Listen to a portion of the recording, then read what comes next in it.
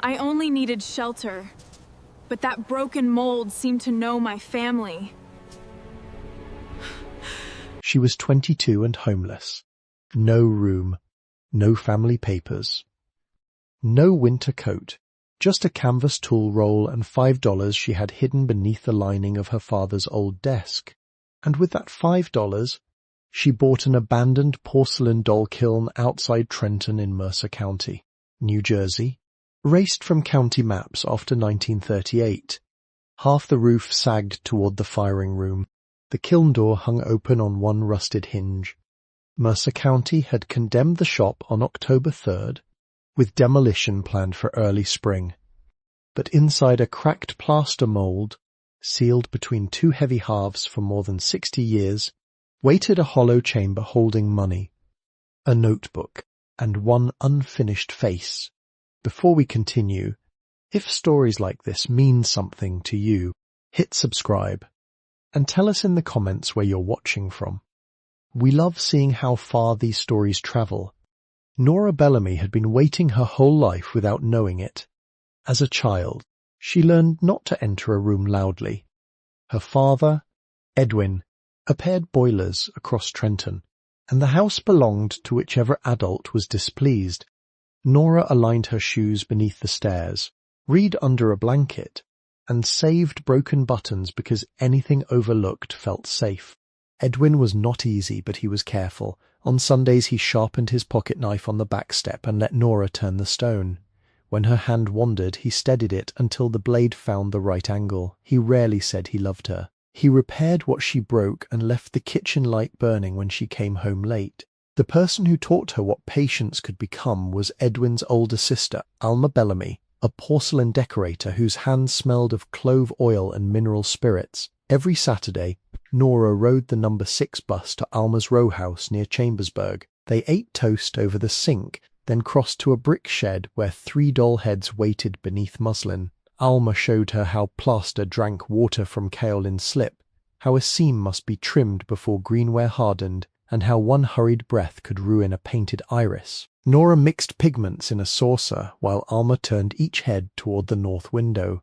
At noon, they washed their brushes, counted to 60, and opened the test kiln together. Fire does not forgive haste, but it remembers care, Alma told her. Nora understood only years later that she had been speaking about more than porcelain. Alma died when Nora was 16, after a winter illness shortened her breath week by week. By the time Nora and Edwin reached the row house, the shed had been cleared. The brushes, firing charts, molds, and walnut pigment box were gone. Edwin found one scorched apron hook in a trash barrel and carried it home without speaking. 3 years later, he married Vivian Cole, who wore grey perfume and kept every receipt in labelled envelopes. Vivian did not shout. She lowered her voice until everyone else did the same. She moved Nora's books, replaced Edwin's chipped mug, and answered questions directed to him. After his stroke, she controlled the doctor's calls, bank statements, and locked desk drawer. Nora could sit with him only while Vivian watched from the doorway. Edwin died before dawn on November 12, 2023. 11 days later, rain struck the porch hard enough to bounce from the boards. Vivian set Nora's canvas tool roll beside the threshold and placed a $5 bill on top, beneath a glass swan paperweight. Your father left nothing. Take this. Leave now. 8 words. Nora counted them because counting kept her hands still. Behind Vivian, Nora's mother's old portrait hung above the hall table, its glass reflecting the open door and offering no witness. Vivian held the true will inside a blue folder pressed to her ribs. Her lawyer waited in the dining room, coat buttoned, eyes lowered. Nora picked up the roll. The bill clung to wet canvas. Vivian lifted the swan, shut the door, and turned the deadbolt slowly. For 6 weeks, Nora moved through New Jersey's cold edge. She slept beneath fluorescent lights in Newark Penn Station, in a Camden church basement, and behind a New Brunswick shelter laundry room when every cot was taken. In Trenton, she learned which library guard allowed sleep until closing and which diner refilled hot water without an order. $4 became $3 after a bus ride. $3 became $1.87 after bread. aspirin, and dry socks. She kept the $5 bill folded inside Alma's tool roll because spending it felt like agreeing that Vivian had priced her correctly. On the worst night near Assunpink Creek, she slept upright in a laundromat chair while dryers turned behind her like distant machinery. At dawn she found white lint on her sleeve, fine as porcelain dust. The classified ad appeared at the bottom of a Wednesday newspaper in the Trenton Free Public Library. County auction, structure only, cash sale. It described a condemned pottery outbuilding, kiln attached, contents included, minimum bid $5. A grainy photograph showed a roof bent under vines and a chimney darkened by decades of firing. Nora read the address twice. The last operator's surname was blurred, but the first letter looked like a B. She carried the paper to the reference desk and asked for a bus map. The librarian, a narrow man with copper spectacles, circled the county office, then slid 2 crackers beneath a returned atlas. Nora ate one and wrapped the other. At closing, she unfolded Vivian's bill against the auction notice. $5 for being discarded. $5 for a locked building no one wanted. By morning, she had decided which one would define her. The next day, Nora boarded the county bus with Alma's tool roll on her knees and the exact price of a ruined kiln inside her coat. The county bus carried Nora east beneath a sky the color of unglazed clay. She rode to the end of the line near Hamilton Township, then walked 5 miles along South Broad Street with Alma's canvas roll strapped across her chest.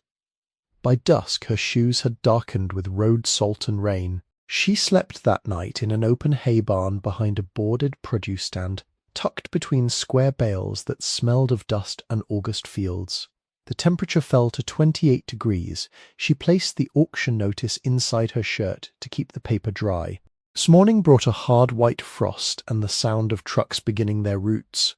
Nora followed the road north until Trenton gathered around her in brick, steam, and early traffic. In 6 blocks she passed Rossi's Bakery, Mercer Hardware, the Broad Street Cafe, Larkin's Funeral Home, and a narrow storefront called Dombrowski's Sewing Machines, where a painted needle still swung above the door though the shop was closed. Church bells marked 9 as she reached the Mercer County Administrative Building.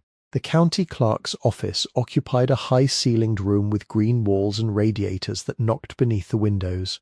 Nora stood before the counter while a woman with silver hair pinned into a coil sorted deeds without looking up. A dark crescent of ink marked the side of her middle finger. The brass nameplate before her read MRS, Elinor Voss, Deputy Clerk. Nora placed the $5 bill beside the notice. Mrs. Voss looked first at the money, then at Nora's damp sleeves. You understand the structure is condemned? Yes, ma'am. You understand there is no electricity? Yes, ma'am. The well has not been tested since 1971. Yes, ma'am. And the county will not remove the kiln. Yes, ma'am. Mrs. Voss leaned back. Most buyers ask how quickly the county can clear the land. I am buying the building. You are buying responsibility for it. Yes, ma'am. The clerk drew a narrow file from a cabinet and read the parcel description twice. The property included 7/10 of an acre, 1 brick workshop, 1 attached bottle kiln, all abandoned contents, and a right-of-way from Lalor Street, along an unpaved service lane. Taxes had been forgiven under the demolition order. The deed contained 3 red stamps and 1 handwritten amendment requiring visible stabilization before March 15th. Nora signed her full name where Mrs. Voss pointed. The clerk fed the deed beneath a brass embossing press. Its handle descended with a deliberate groan, leaving the county seal raised in the paper. She folded the $5 bill once and slid it into the cash drawer. Take Lalor to the old canal spur, she said. Past the chain link yard, you will see a gravel lane beside 2 black walnut trees. The building is at the end. Do not use the front steps until you inspect them from beneath. She began to close the file, then paused over Nora's signature. Bellamy. Nora waited. Mrs. Voss touched the surname with her inked finger. Did you know Alma Bellamy? The room seemed to narrow around the sound of Alma's name. She was my aunt. The clerk removed her spectacles. One lens had a shallow scratch running through its center. She filed firing permits here. Years ago, small kilns required inspection if they were inside city limits. She worked from a shed near Chambersburg. I remember the shed. Mrs. Voss looked toward the tall windows, though there was only the courthouse wall beyond them. She also asked about this property once. Nora placed both hands on the counter. Why? She was tracing a maker's mark, a bell inside a crescent. She said the mark belonged to a woman who made bisque heads before the German imports took most of the trade. The clerk returned her spectacles to her face. Alma requested the original workshop records, but half the archive had water damage. She came back 3 Saturdays in a row. Did she find anything? Only the operator's ledger and a death notice. Mrs. Voss opened the file again. The last registered owner was Beatrice Bell, widow of Samuel Bell. The county shortened the name incorrectly on later tax rolls. Bell. The word rested close to Bellamy. Not proof of anything, but near enough to disturb the air. Mrs. Voss slipped a photocopied parcel map beneath the deed. Your aunt never bought the place. She said she did not have the money to restore it. Nora looked toward the closed cash drawer. She would have had $5. The minimum was not $5 then. Mrs. Voss gave the faintest movement of one shoulder. Time alters the price of neglected things. Outside, the frost had begun to melt from parked cars.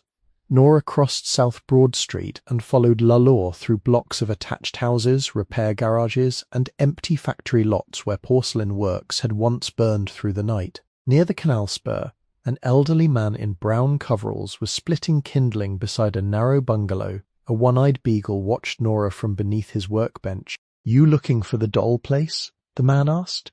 Nora stopped. "Is it that obvious?" Nobody walks down that lane by mistake. The beagle rose, circled her once, then returned to the bench. "I am Silas Webb," the man said. "Dog is judge. He believes the road belongs to him." "Does it?" "Most days." Silas pointed with the handle of his axe. Beyond the chain-link yard, 2 black walnut trees leaned over a lane buried in wet leaves. "Stay left where it forks. The right side sinks after rain." Nora thanked him and continued. The workshop appeared slowly through the walnuts, first as a chimney, then a slope of roof, then the whole waiting structure. It was built of red brick gone almost brown with soot, approximately 40 feet long and 24 feet wide. The western roofline dipped over the firing room. A square chimney rose 30 feet beside the attached kiln, its upper courses missing mortar. Rusted sheet metal covered one rear window above the warped front doors. A wooden sign still carried 4 readable words beneath peeling paint. Bell Porcelain Character Dolls. Nora stood beneath it until a walnut dropped behind her and struck the lane with a hollow crack. Remembering the clerk's warning, she walked around the building before touching the steps. The supporting stringer had split near the ground, so she entered through a side door held shut by a length of copper wire. She unwound it carefully and pushed. The hinges gave one low complaint. Cold air moved past her carrying wet plaster, mouse nesting, rust, and the dry mineral scent of kaolin. Her tongue tasted chalk before she had crossed the threshold. Light entered through broken panes and settled in pale columns filled with floating dust. The front room held a counter, 3 stools, and a cast-iron stove with its pipe disconnected. Beneath the counter lay paper order forms fused together by damp. A porcelain hand, no longer than Nora's thumb, rested beside the door as though someone had dropped it while leaving. She picked it up. The fingers were perfect. In the back room, wooden shelves bowed beneath plaster molds and unfinished doll heads. Some faces were cracked from temple to jaw. Others had no painted eyes, only smooth hollows that gathered shadow. When Nora moved between them, her coat brushed a hanging apron and released the smell of old smoke. The kiln occupied the far wall. Its brick chamber was black inside. and the iron door hung crooked from one hinge exactly as the auctioned photograph had shown. Nora placed her palm against the outer bricks. They were cold enough to sting. Near the rear entrance she found a hand pump connected to the old well. It produced brown water on the 4th stroke and clearer water on the 12th. She did not drink it. She filled a bucket, washed one corner of the floor, and watched white clay emerge beneath 60 years of dirt.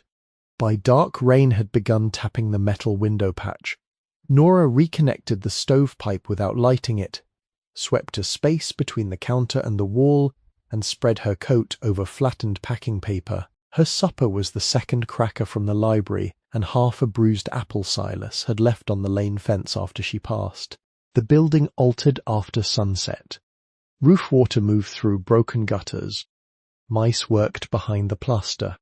Cooling metal clicked inside the kiln with the slow rhythm of something still settling after a long fire. Nora placed Alma's tool roll beneath her head. Across the room, 6 unfinished porcelain faces caught the weak light from the window. Their blank eyes did not seem empty now. They seemed interrupted. She closed her own eyes and listened until she could separate the honest sounds of the building from the sounds made by fear. What survived the fire was not ash, but porcelain. On the first morning, Nora tested the well before she tested anything else. She pumped until the brown tint disappeared, filled a glass jar, and held it against the window. Fine sediment settled by noon, but the water remained clear above it. She boiled 2 cups for 10 minutes and drank one slowly. The outhouse stood beyond the kiln beneath a collapsed grape arbor, its roof intact though one wall leaned inward. By the 3rd day she knew which floorboard complained near the front counter, which one clicked twice beside the stove, and which plank outside the firing room gave no warning at all. Mercer hardware smelled of rope, machine oil, and the coffee kept burning behind the register. The owner, Frank Dwyer, had 1 white eyebrow and 1 brown, which made every expression seem unfinished. He listened while Nora explained the chimney, the disconnected stovepipe, and the county deadline. Then he turned the deed over, read the parcel number, and looked again at her coat. "You have an account somewhere?" "No." "References?" "No." "Steady work?" "Not yet." Frank folded the paper along an existing crease. "Then I suppose we begin with what you do have." Nora placed Alma's canvas roll on the counter and opened it. Inside were a rusted trimming knife, 2 sable brushes, a brass caliper, and the scorched apron hook Edwin had taken from Alma's trash barrel. Frank touched nothing. "I can pay in labor," Nora said.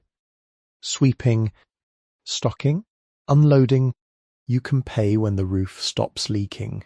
He wrote Bell Workshop on a yellow account card and placed it beneath the register. From a shelf of returned books, she added a stained copy of Home Repairs for Rural Buildings. "Free," he said, "because half the advice is wrong."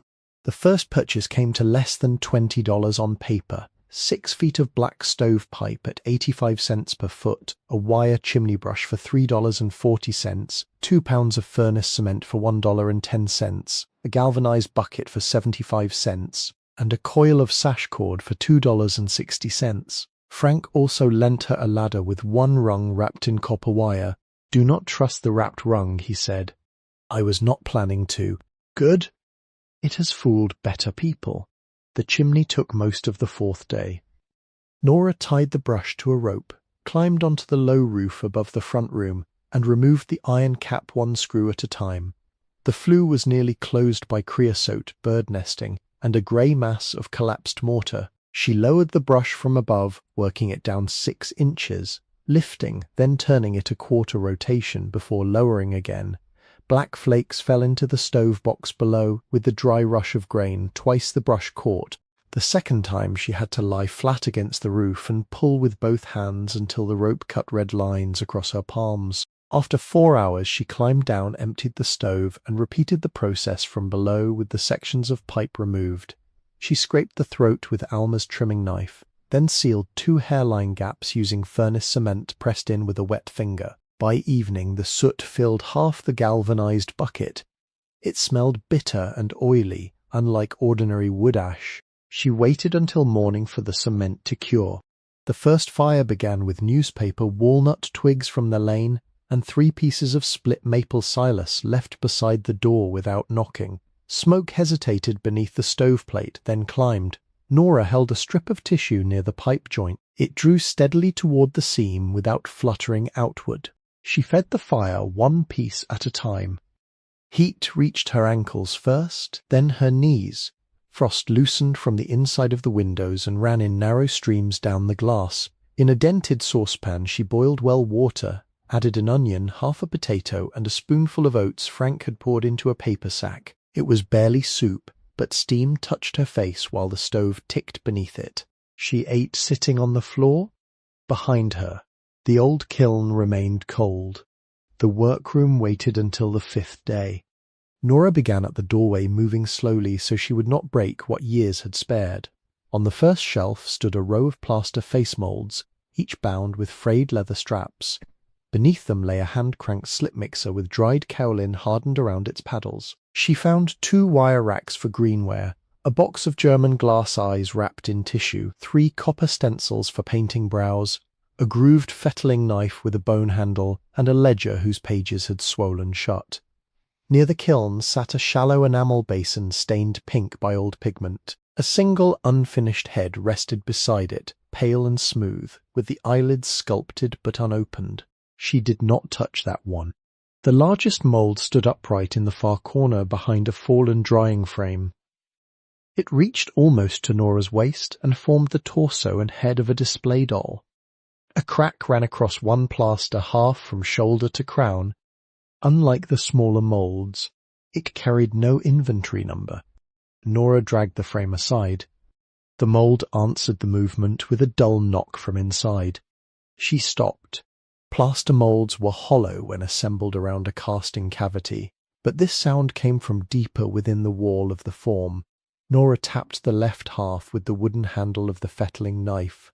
The shoulder gave a dense, dead sound. The chest rang slightly. The crown produced a low note that seemed wrong for solid plaster. She tapped again. The same note returned. Nora loosened the leather strap and tried to separate the halves. They shifted less than an inch. The mould was far heavier than its size explained. She slid a plank beneath one side and used a brick as a fulcrum. The plaster rose, then settled with a faint movement inside. Not liquid and not loose debris. Something changed position. She examined the crack near the crown. Beneath a flake of plaster lay a thin circular edge of cedar, no wider than a coin. Someone had covered it with a final skim coat and rubbed clay dust over the repair. Nora carried the mould closer to the window. Using the point of Alma's trimming knife, she removed the plaster around the cedar disc grain by grain. The wood had darkened but remained sound. A narrow notch appeared at its edge. She fitted the blade into it and turned. The disc moved. Behind it waited a cavity lined with waxed paper. Nora did not reach inside immediately. She washed her hands, swept the nearby floor, and placed a folded apron beneath the opening. Then she tilted the mould against the workbench and drew out the first package. It was wrapped in oilcloth and tied with linen cord. Inside lay 6 porcelain tools, 2 fine-point brushes, a silver trimming loop, a bone burnisher, a brass measuring spoon, and a small agate pestle worn smooth from use. Each had been cleaned before storage. Beneath them rested 3 envelopes of dry pigment labelled cheek, lip, and warm shadow in brown ink. The second package held blocks of unfired kaolin sealed in wax, brittle at their edges but still white where Nora broke one corner. A folded sheet listed slip ratios in parts by weight. Another gave firing notes, each line corrected in a different hand. The third object would not pass through the cedar opening. Nora widened the crack carefully with a narrow chisel from Frank's loan box, removing only loose plaster. After 20 minutes, a rectangular tin appeared beneath the inner layer. She eased it free with both hands. The lid bore no lock. Inside, cotton batting covered a stack of bank envelopes, a small velvet pouch, and a notebook bound in faded red cloth. Nora lifted the notebook first. Its pages contained rows of temperatures and pigment mixtures for a flesh-pink glaze, some marked with tiny circles, others crossed out. One page read, "Second fire, 1,290 discrim height, hold 11 minutes, cool with damper closed." Beneath the notebook lay the unfinished porcelain head. It was smaller than her palm, unpainted, and without inserted eyes. The cheeks were faintly asymmetrical, one fuller than the other. The mouth had been shaped with a soft downward line that made the face seem neither young nor old. Even in the grey afternoon light, the bisque surface held the muted whiteness Alma had spent years trying to achieve. Nora set it on the apron. Then she opened the envelopes. Most contained paper currency wrapped in waxed sheets, older bills, newer bills, and several bundles secured with cotton tape. The velvet pouch held coins that clicked softly as she poured them into the enamel basin. There were Morgan silver dollars, Liberty Head half eagles, $20 St. Gordon's pieces, and worn Barber $half. At the bottom lay a purple heart in a black case, the reverse engraved Samuel Bell, 1918. Nora carried everything to the front room. She counted at the counter beneath the least broken window, making columns on the back of county forms. Once she lost her place and began again. Outside, rain moved through the walnuts. Inside, the stove consumed wood at a quiet, even rate. The first count came to $54,860.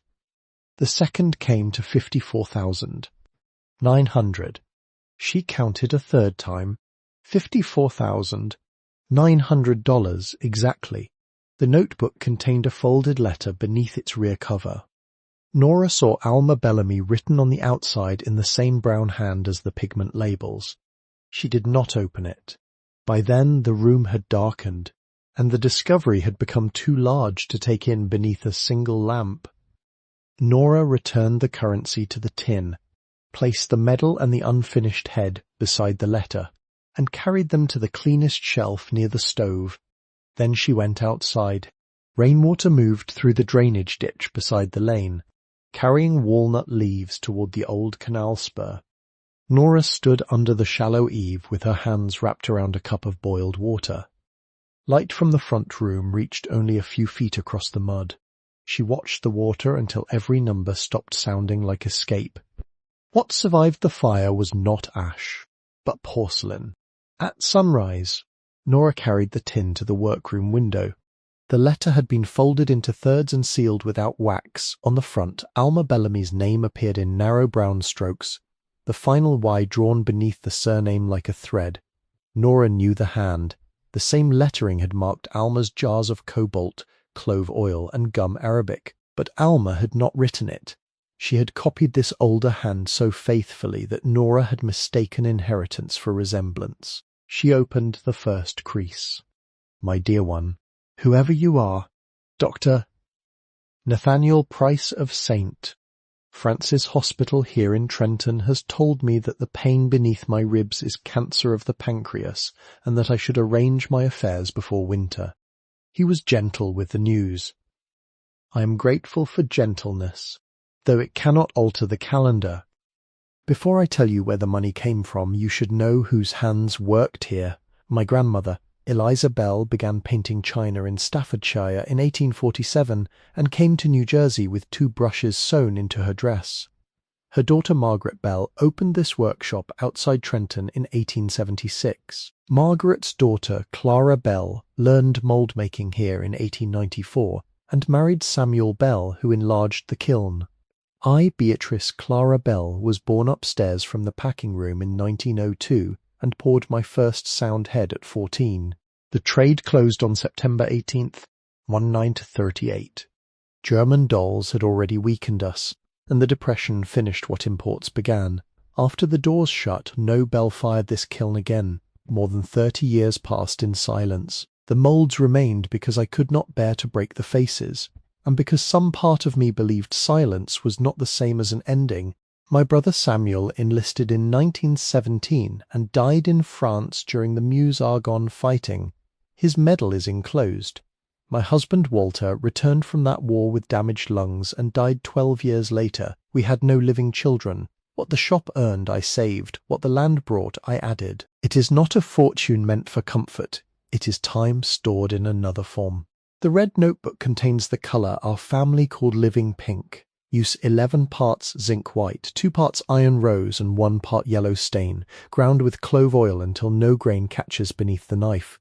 Apply it so thinly that you mistrust the coat. Fire the first bisque to 2200 degrees Fahrenheit. Then let the kiln fall below 300 before opening the damper. For the colour firing, hold 1290 degrees for 11 minutes. Never cool a painted face in moving air. If you have found these things, the building has accepted your footsteps.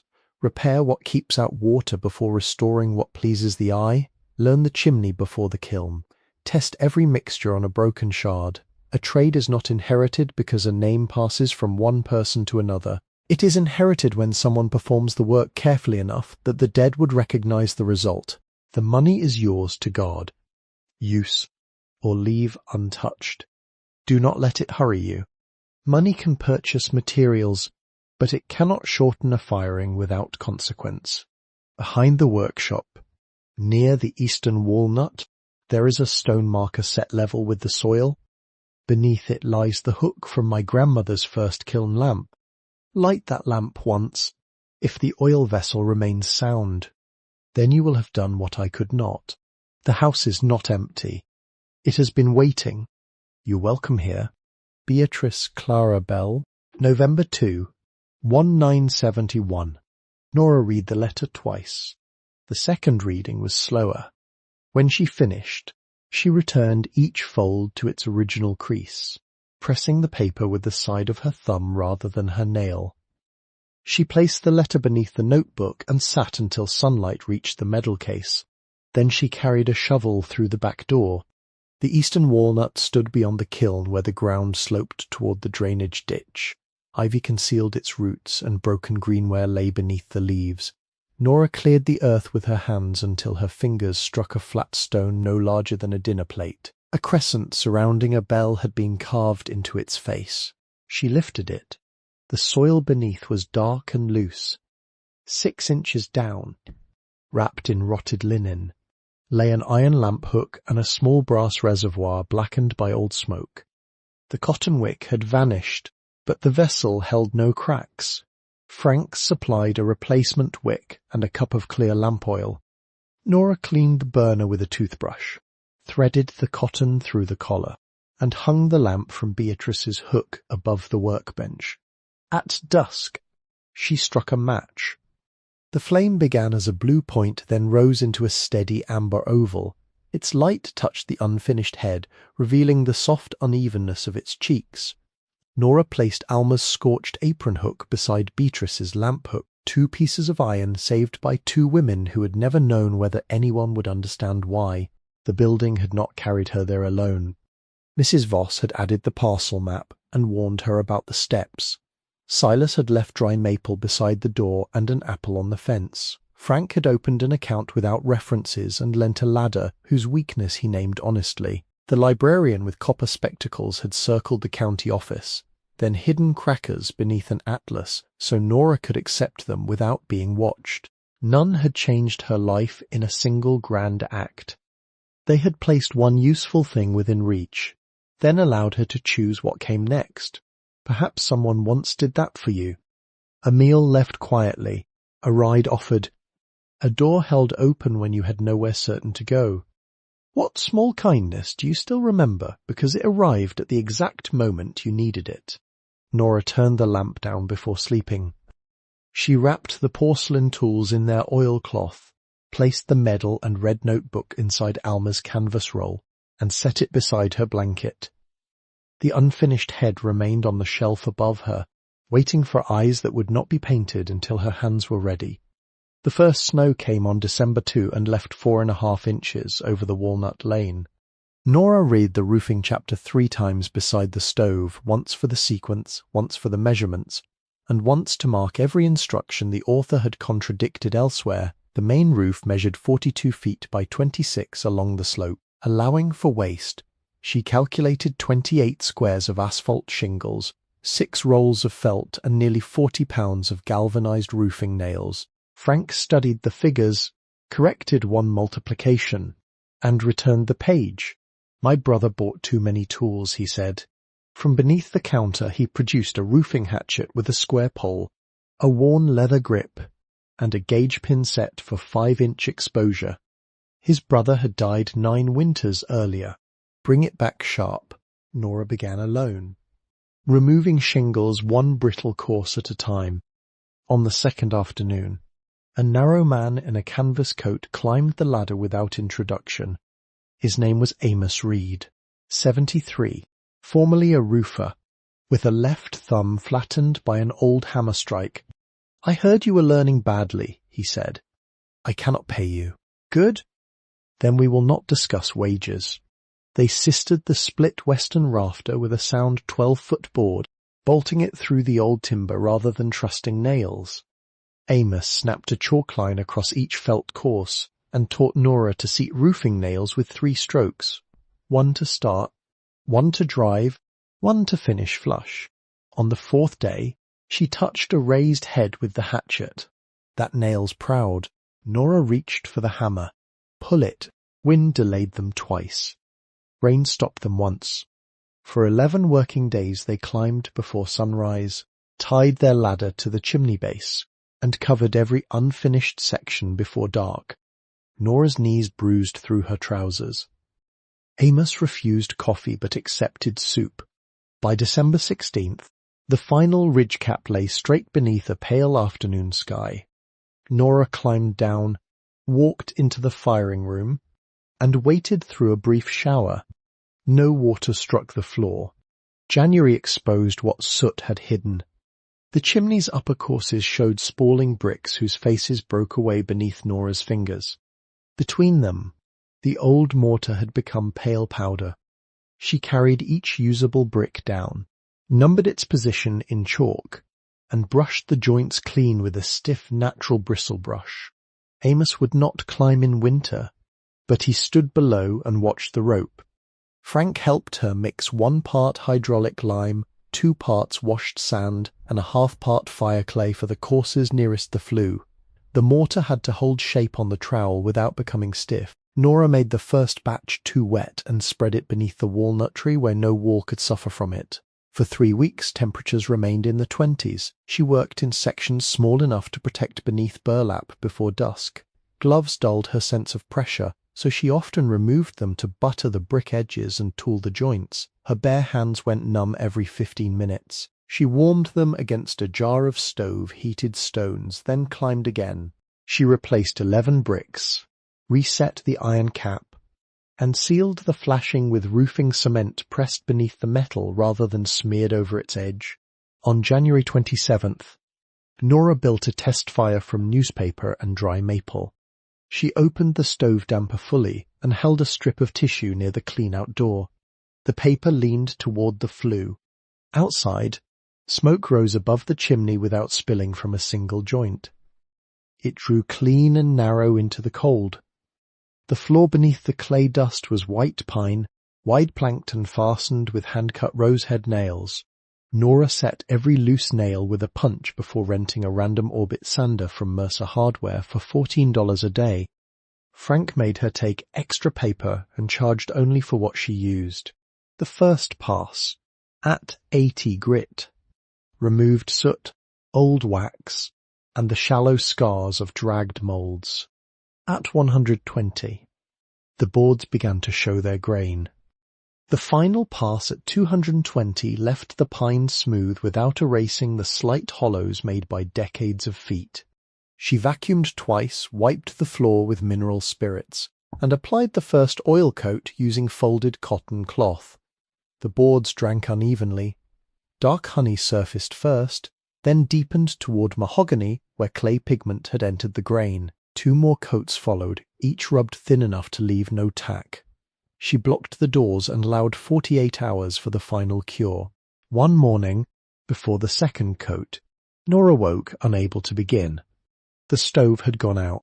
A cup slipped from her hand and broke beside the counter. She swept it into a pile, then left it there. At the marsh beyond the canal, a great blue heron stood in water the colour of iron. Nora watched it for nearly an hour. The bird did not hunt.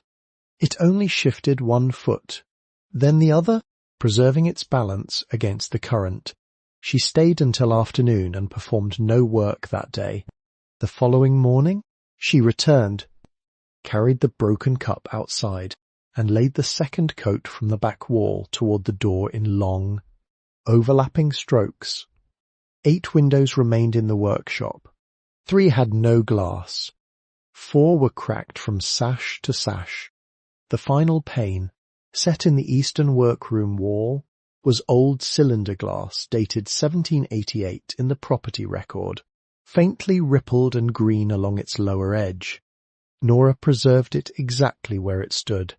She removed the damaged sashes one at a time, labelling each weight pocket and hinge. Hardened putty came away beneath gentle heat, and the flat edge of Alma's trimming knife. She set replacement panes on thin beds of DAP 33, pressed glazier's points every 8 inches, then rolled fresh putty between her palms before laying it into the rabbet. Frank showed her how the finished bevel should shed water.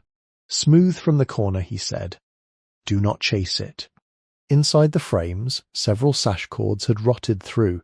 Nora replaced them with 1/4-inch cotton cord, feeding each line over its pulley and tying a figure-8 knot at the cast-iron counterweight. The first weight slipped and vanished inside the wall. She spent half a morning retrieving it with wire and a bent spoon. The final window belonged to the front room. Nora raised the restored lower sash and felt it balance without dropping. Outside, February sunlight moved across the black walnut branches. A chickadee landed on the nearest one, its claws no heavier than the unopened buds. It turned its head toward the glass while Nora pressed the last line of putty smooth. Behind the stove, the walls still carried horsehair plaster pressed over hand-split oak lath. Nora's first patch cracked overnight. The second sagged before setting. The third, placed too near the warm chimney, dried pale and brittle around its edges. She removed each failure completely rather than covering it. Frank found an old bag of horsehair in the hardware cellar, tied with twine and smelling faintly of dust and rain. Nora mixed it into lime plaster until the fibres separated evenly beneath her trowel. She worked in 3 coats. The scratch coat was pressed through the lath and scored before hardening. Over it came a 3/8-inch brown coat, levelled with a cedar straight edge and left to cure for 72 hours beneath damp cloth. The final coat was 1/8 inch, smoothed only after the surface lost its shine.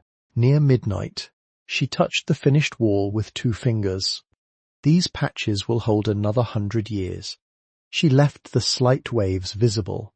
Doris Vale owned the Broad Street Cafe and wore red spectacles attached to a silver chain. Twice each week, she left a folded paper bag on Nora's step before sunrise. The bags contained heel slices of bread, bruised apples, soup bones, or biscuits too uneven for the display case. When Nora carried coins to the cafe, Doris pushed them back across the counter with 1 square finger. Pay me in candles when the shop reopens. Nora did not say that she had no plan to open a shop. Instead, she washed the paper bags, flattened them, and returned them for use again. Caleb Webb arrived one Saturday on a blue Schwinn bicycle with a splitting maul balanced across the handlebars. He was 16, long-limbed, and missing the top button from his wool coat. Without asking permission, he split the walnut limbs. Silas had collected after the winter storms and stacked them beneath the eaves with their bark facing upward. Nora offered him $2.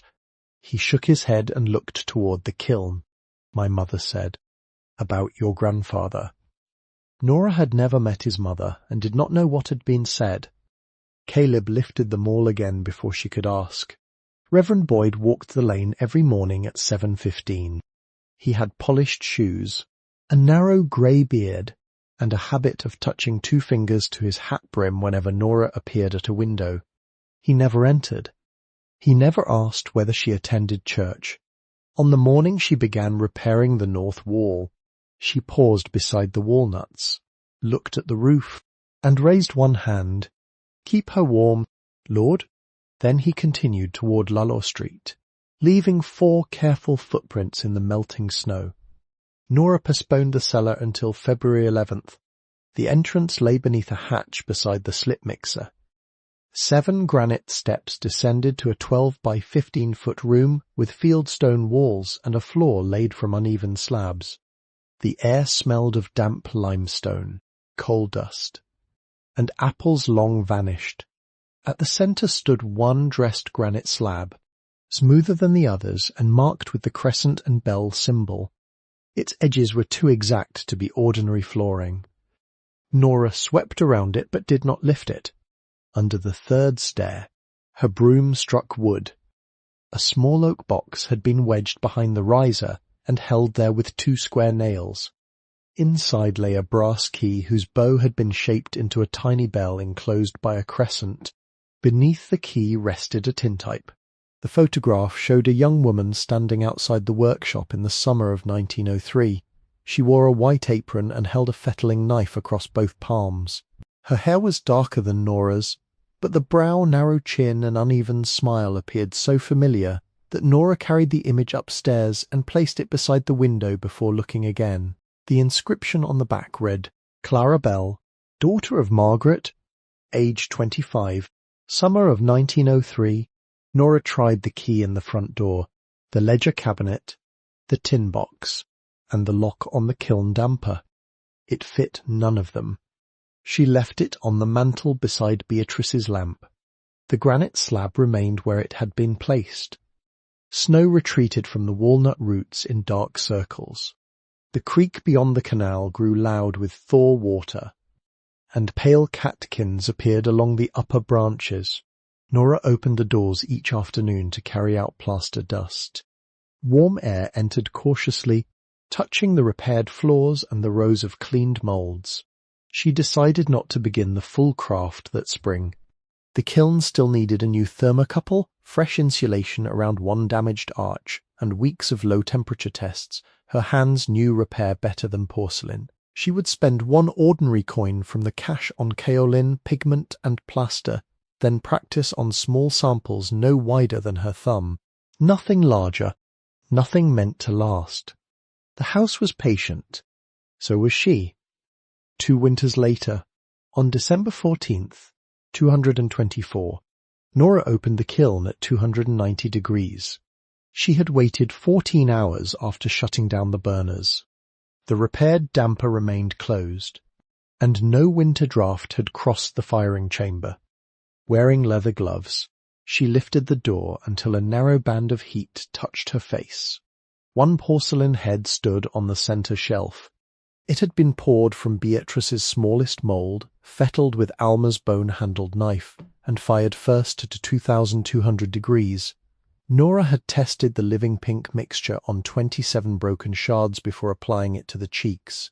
The lips carried one thin coat, the brows were almost colourless. She had painted the irises grey-blue like rain seen through old glass. The face was not flawless. One ear sat slightly lower than the other. Nora left it so. The workshop around her had changed without becoming new. The plaster walls retained their hand-smoothed waves, white pine floors reflected the stove in dark amber lengths, clean moulds rested on shelves Frank and Caleb built from salvaged chestnut. Beatrice's lamp hung above the workbench, and Alma's scorched hook remained beside it. The unfinished head from the hidden chamber occupied the highest shelf. Nora never painted its eyes. That spring, the brass key found its lock. A storm tore a dead limb from the eastern walnut and exposed an iron plate set deep in the trunk's oldest fork. Bark had grown around its corners. Nora climbed with a pruning saw, cleared the edges, and found the crescent and bell marks stamped beside a keyhole. The brass key turned once. Inside the tree was a narrow copper-lined compartment. It held a folded 48-star flag wrapped in waxed cloth, and a note written by Clara Bell on October 9th, 191-8. While Samuel served in France, my brother, Mother says the kiln flame leans east when the wind crosses the canal. I have left the lamp burning in the window as you requested. Your place at the table remains empty, though no one uses the word empty. We speak of glaze, coal, and orders, because work is the only language Father can bear. I have placed this flag where the walnut may keep it dry. When you return, you may complain that I chose a foolish hiding place. I hope you do. Clara, Samuel never returned to complain. Nora refolded the note along its weakened lines and carried the flag inside against her chest. She did not display it. She placed it in an acid-free box with the tintype, medal, and family letter, then wrote the contents and their history on the lid in plain ink. On November 11th, 2025, she took Samuel's Purple Heart to Riverview Cemetery in Trenton. A veterans group had placed small flags along the older stones for Armistice Day. Nora found the Bell family plot beneath bare maples and set the closed medal case beside Samuel's name. She remained until the morning ceremony ended, then carried it home. The medal belonged with the record of his life, not exposed to November rain. Of the money, Nora used 4 coins. 1 purchased the first kaolin and plaster.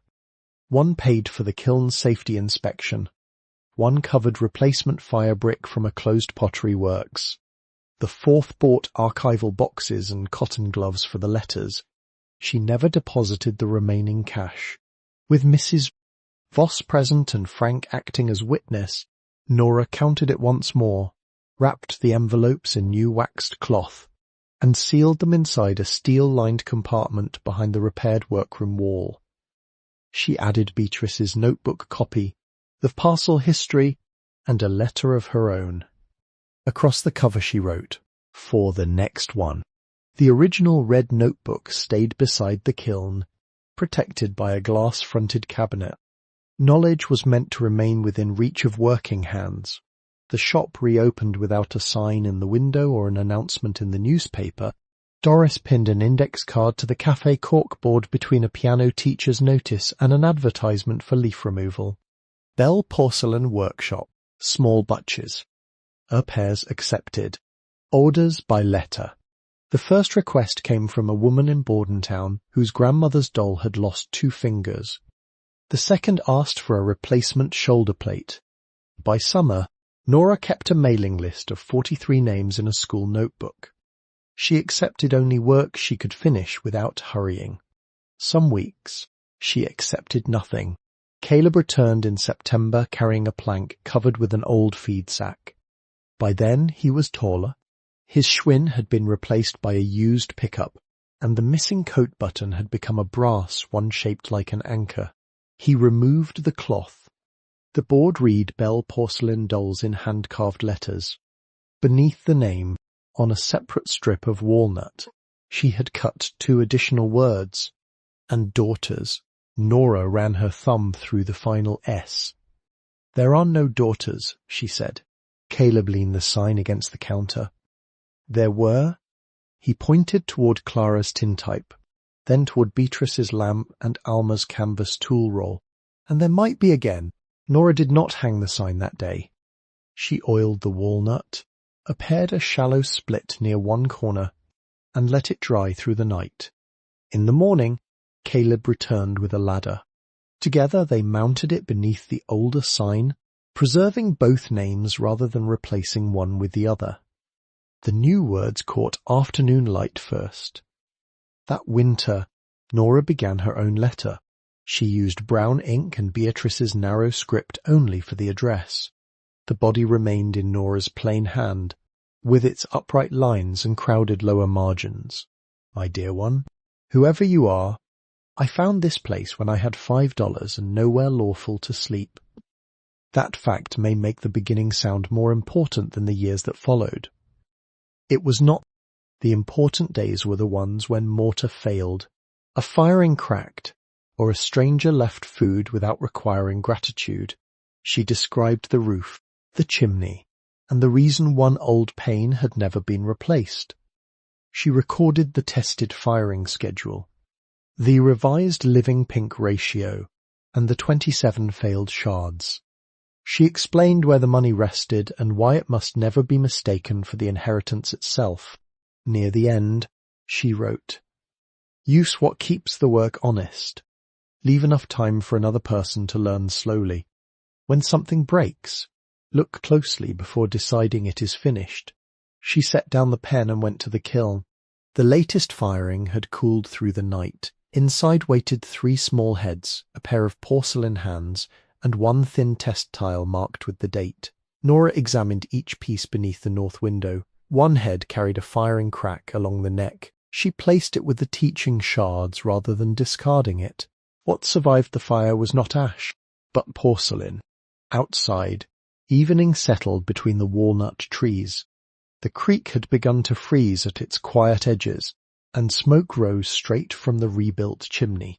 Nora lowered the shade, trimmed Beatrice's lamp, and closed the workshop door without locking it until the flame had steadied. The porcelain doll kiln waits. It has always waited.